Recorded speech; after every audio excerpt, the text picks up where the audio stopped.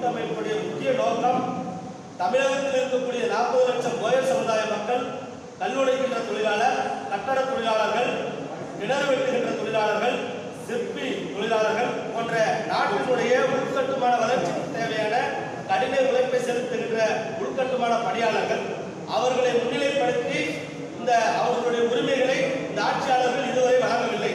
உதாரணமாக, நாங்கள் 80% கட்டுமானத்தினுடைய தொழிலாளர்களாக இருக்கின்றோம். எங்களுக்கு அந்த கட்டுமான நலவாரிய தலைவர் பதவியை வழங்கவில்லை.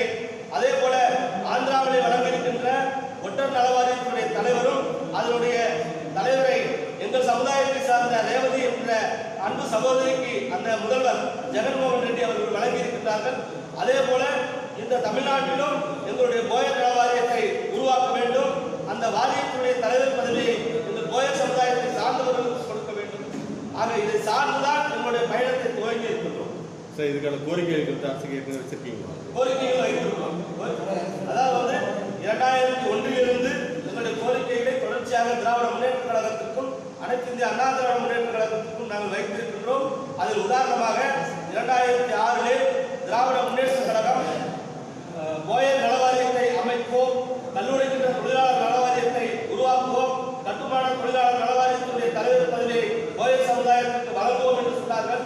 அதை நம்பி எங்களுடைய போயர் சமுதாய ஓட்டுகள் அனைத்தும் திராவிட முன்னேற்ற கழகத்திற்கு வாக்களித்தோம். அதனுடைய விளைவு மாற்று சமுதாயத்தை சேர்ந்த முத்துக்குமார் அவர்களுக்கு இந்த கட்டுமான நலவாரியத்தை வழங்கிவிட்டார்கள். அதைத் தொடர்ந்து 2011 அனைத்து அண்ணா திராவிட முன்னேற்ற கழகத்திற்கு நாங்கள் ஆதரவு கொடுத்தோம். எங்களுடைய கோரிக்கைகளை நிறைவேற்றி தருவதாக உத்தரவாதம் கொடுத்து எங்களுக்கு நோட்டீஸ் எல்லாம் அழைத்து கொடுத்து கூட அந்த பிரச்சாரத்தை துவங்க சொன்னார்கள். நாங்களும் அதை நம்பி எங்களுடைய 40 லட்சம் ஓட்டுகளும் ஒட்டுமொத்தமாக செலுத்தினோம். ஆனால் அவர்களும் எங்களுக்கு அந்த கோரிக்கைகளை வளரவில்லை. ஆக அந்த ஒரு விலைக்கு தான் இன்றைக்கு எங்களுடைய போயர் சமுதாயத்தை சார்ந்த அத்தனை அமைப்புகளும் ஒன்றிணைந்து ஒரே